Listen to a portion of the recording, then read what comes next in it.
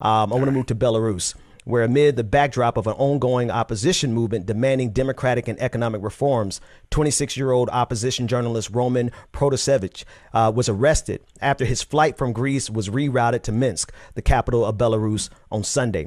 Protasevich works for a Telegram channel, Belamova, and according to the BBC, he had stepped in to write after another blogger was arrested by the Belarusian authorities in June of last year. Again, according to the BBC, Western countries have accused Belarus of hijacking the Ryanair flight in order to arrest the dissident reporter. Belarus sent a fighter jet to force flight FR 4978, which had departed from the Greek capital, Athens, and was bound for Lithuania, to land claiming a bomb threat. It touched down in the capital of Minsk. Here's a clip of the journalist who was arrested, and it was released by Belarus officials, in which the journalist appears to confess to the crime of organizing mass protests. Let's listen in. Добрый день, меня зовут Роман Протасевич. Вчера я был задержан сотрудниками МВД в национальном аэропорту. Сейчас я нахожусь в СИЗО номер 1 города Минска. Могу заявить, что никаких проблем со здоровьем, в том числе связанных с какими-либо другими органами, у меня нет. Отношение со стороны сотрудников ко мне максимально корректное и по закону. Также сейчас я продолжаю сотрудничать со следствием и даю признательные показания по факту организации массовых беспорядков в Minsk. Now, as he gives this confession, I want you to notice this quote unquote confession that it is based on organizing mass protests. So the very nature of what's going on in Belarus is completely antithetical to what we understand here in the United States, the freedom of assembly. And in fact, the freedom to have opposition.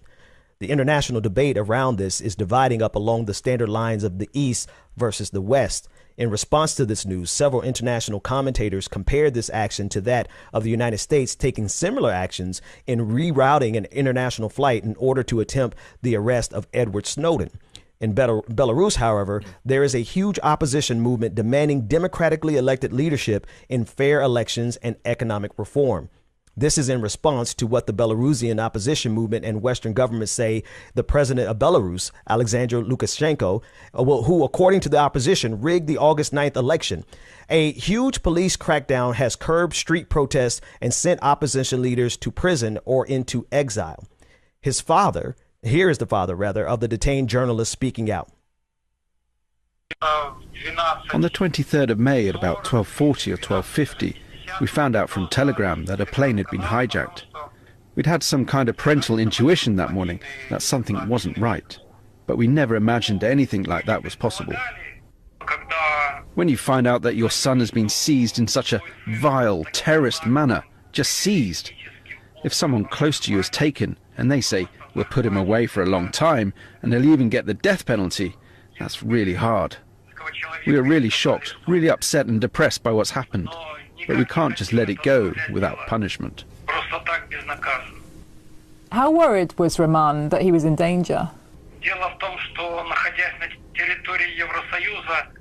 When you are in the EU, I know this myself, even when you cross the border to Europe, you know you are under international protection. So I doubt Roman ever thought such a thing was possible, that there was a risk he could be seized. How do you think Roman will actually be coping now with something like this? I don't want to brag, but we're proud of our son. He's quite a strong character, although he's sensitive.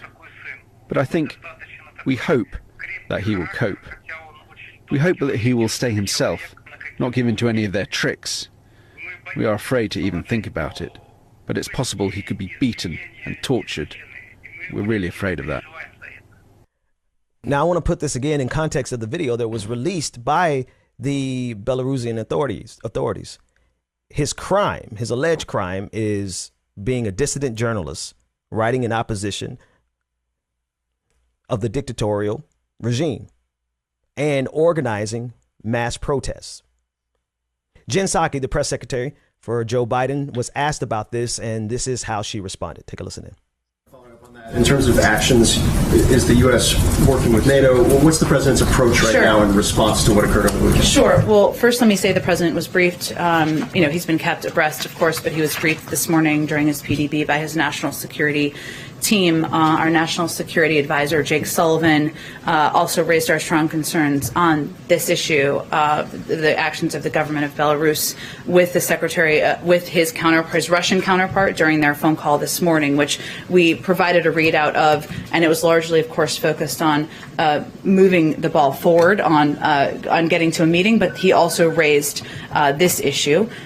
We certainly, since you gave me the opportunity to do this, condemn the Lukashenko's regime's ongoing harassment and arbitrary detention of journalists simply for doing their job. This was a shocking act, diverting a flight between 2 EU member states for the apparent purpose of arresting a journalist. It constitutes a brazen affront to international peace and security by the regime. We demand an immediate, international, transparent, and credible investigation of this incident.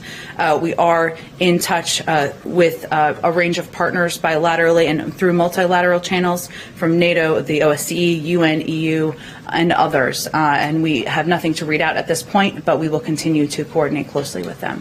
Is it the White House's belief or assessment that Russia was involved in the Belarus decision on that plane?